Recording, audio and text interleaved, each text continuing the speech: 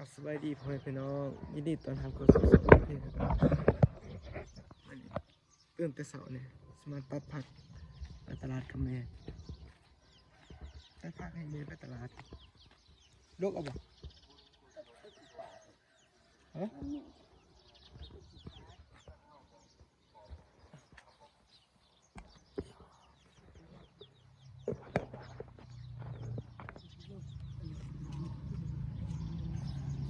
ปลาหางมันบ่เนี่ยทำนี่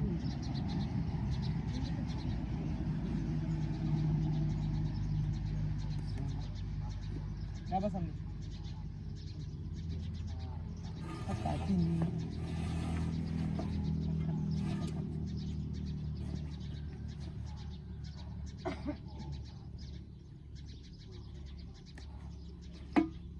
งามอยู่แล้วลูก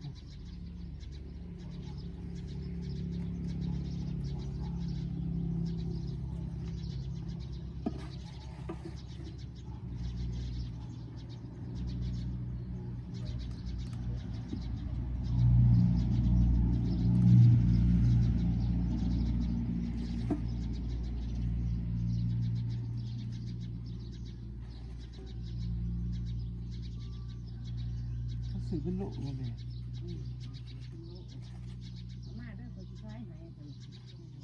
เป็ดไก่กินบ่ได้ใบมัน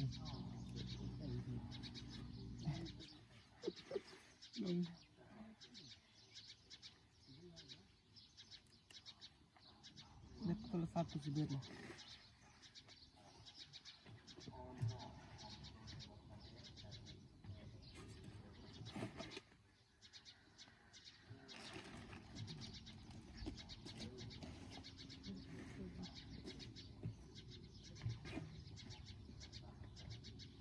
จะพูดบอกกระตาเอาไปเลย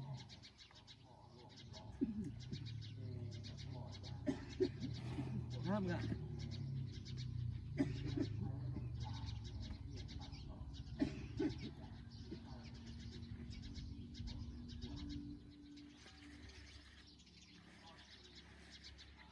เรื่องว่าเนี่ย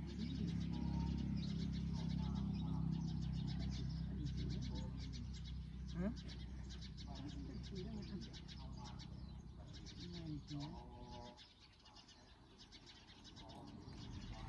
นี่เอาออกมาตึงโอ้ยจะตัดมันอีกนะ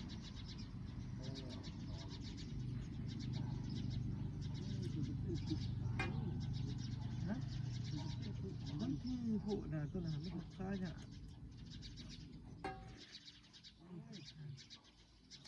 ปลูกห่างไปได้ก็ให้ปลูกห่างไปได้ให้ต้นใหญ่นะทำสมสุดยอดเลยของใหม่เอ๊ะเป็นอะไรต้นนี้ได้ไหมโอ้ก็ตัดออกแล้ว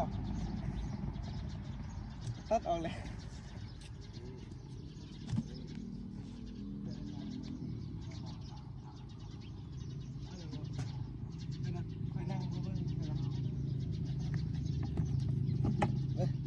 ไม่สตัดของใหม่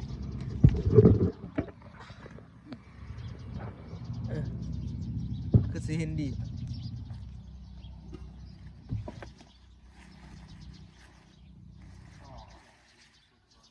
เอาห้องใส่นี่เลยบ่แม่ฮะเอาเขาได้ที่ไหนย่าเลยให้เจ้าเนบใส่ทุกอย่าง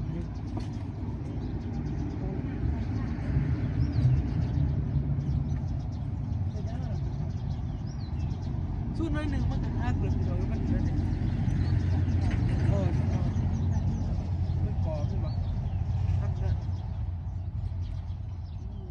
เสียดายตัดน้ำแรกมันอยู่ตั้งหน่อยพอดีคนมันเรียนมันง่ายมันคืองานมันก็คือกัน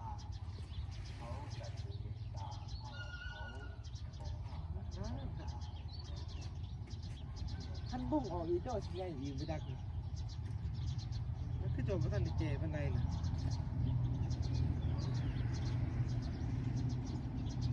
งามมากคน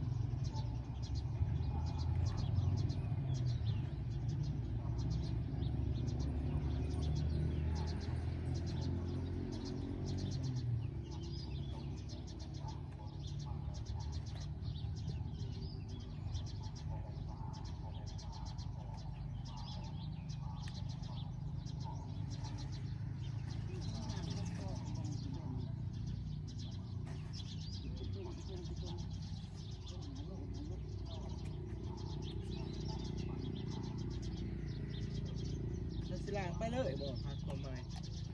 จะสิล้างพักไปเลยบ่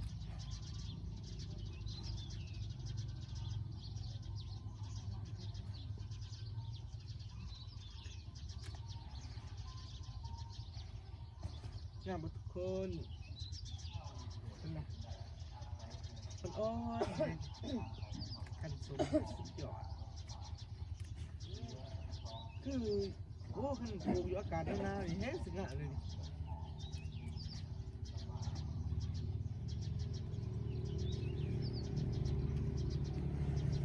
นี่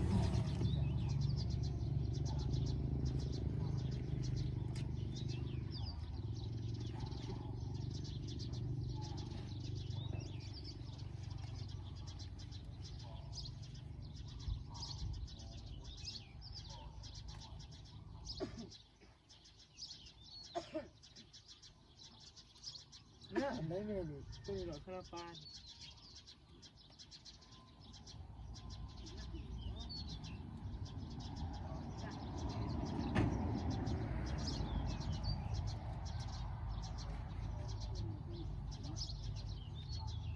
สอนเด้ผมนะ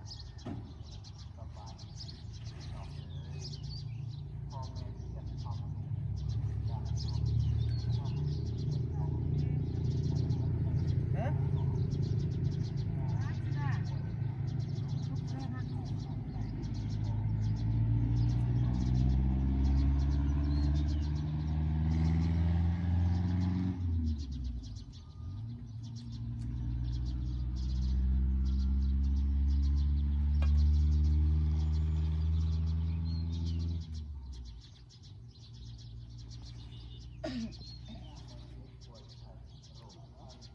พอแล้วลาเติบเลยจะได้คนละจ้ะไปเนี่ย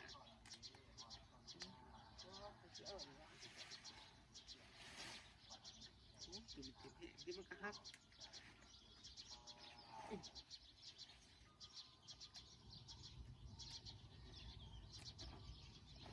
โบเหตุตาเบิ่งตอนที่คอยนั้นหา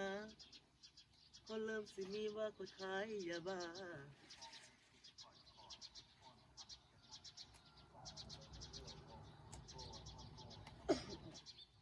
หรือที่คอยซื้อหรือเพื่อนที่คอยคิดเงินที่คอยได้มาว่าไม่จากคันที่ขายเม็ด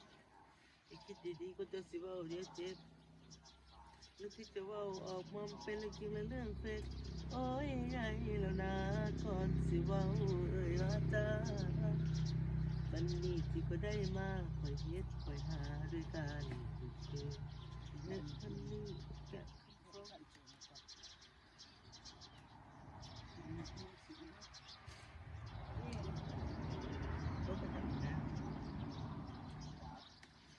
ไว้สะอ่อน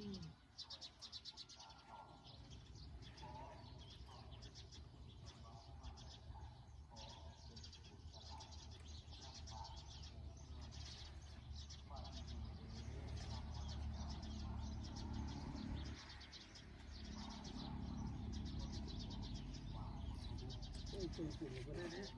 ฮะยังไหม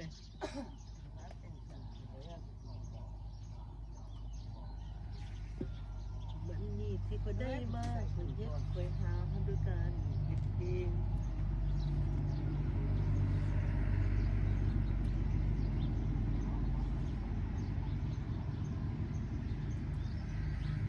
จริงดิสุดยอดเลย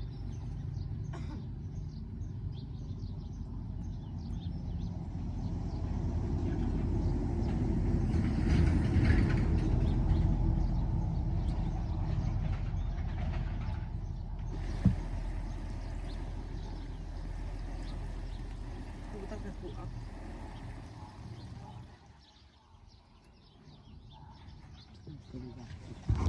พ่อบ่อหลังฮะ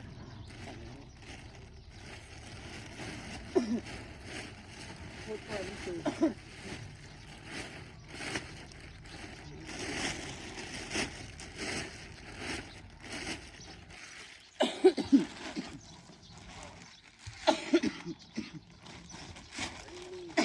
นั้นได้ไหม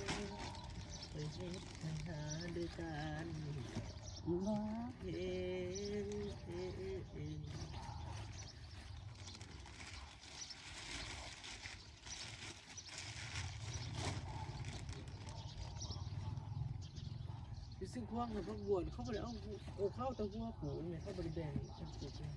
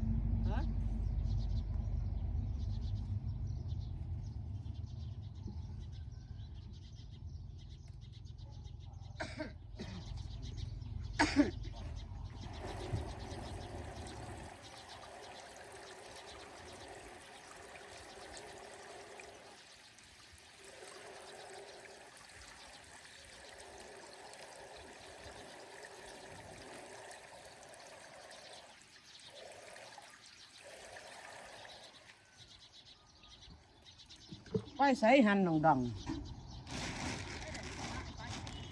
ฮะมูวะมูขาด ไปเป็น เด็กไปตลาดเลย ผู้กำลังสิไปบนเอาไปส่งให้แม่คนชายให้แม่คนชายแล้วบ่ดอกขายยังกับอีกนี่อันนั้นฮะยุ่มใส่ของมัน ผมผัดไทยเลยทำเป็นไทย แน่นอนไอ้เพิ่น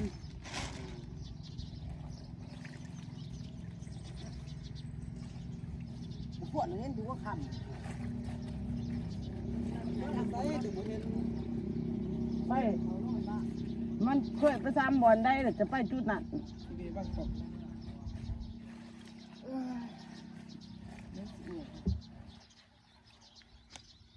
เอ้ย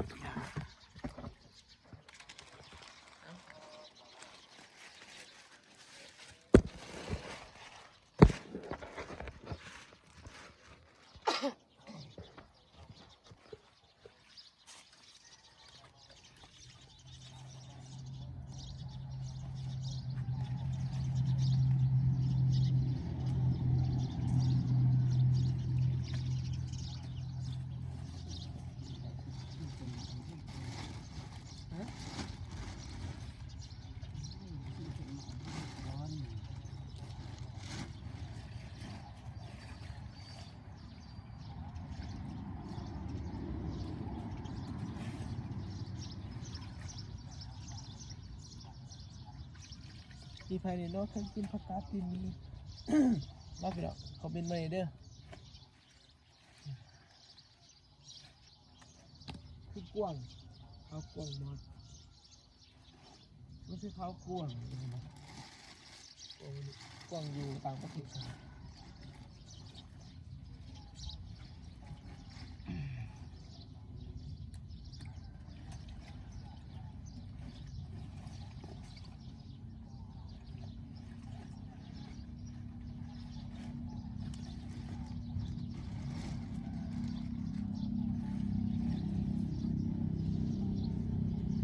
บริใส่ปุ้ยใส่แต่ฝุ่นขอบ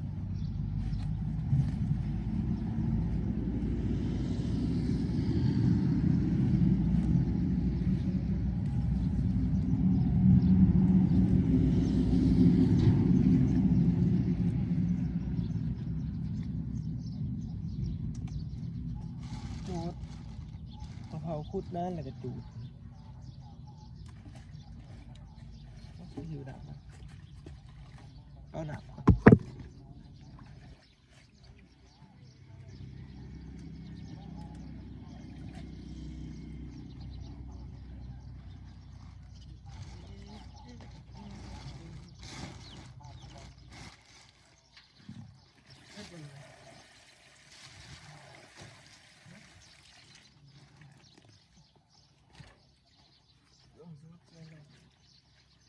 แต่งนานเลยมันนานเราออกผูกเพื่อนใหญ่ช่วงนี้นี่แหละเขาเสือมาตัวใหญ่ฮะบาทไม่ใหญ่สิบ่เอาไม่ใหญ่บุ้แม่ เห็นห้าพักในไม่ถูกมันหวานมันแล้วพอดีครับ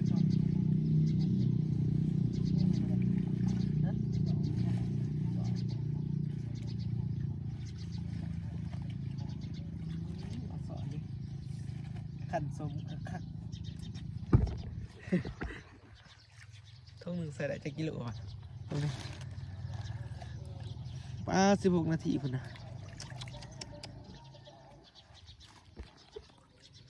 แล้วพี่น้องมาบ้านกับสิขอจบคลิปน้องเกียรติสิเนาะ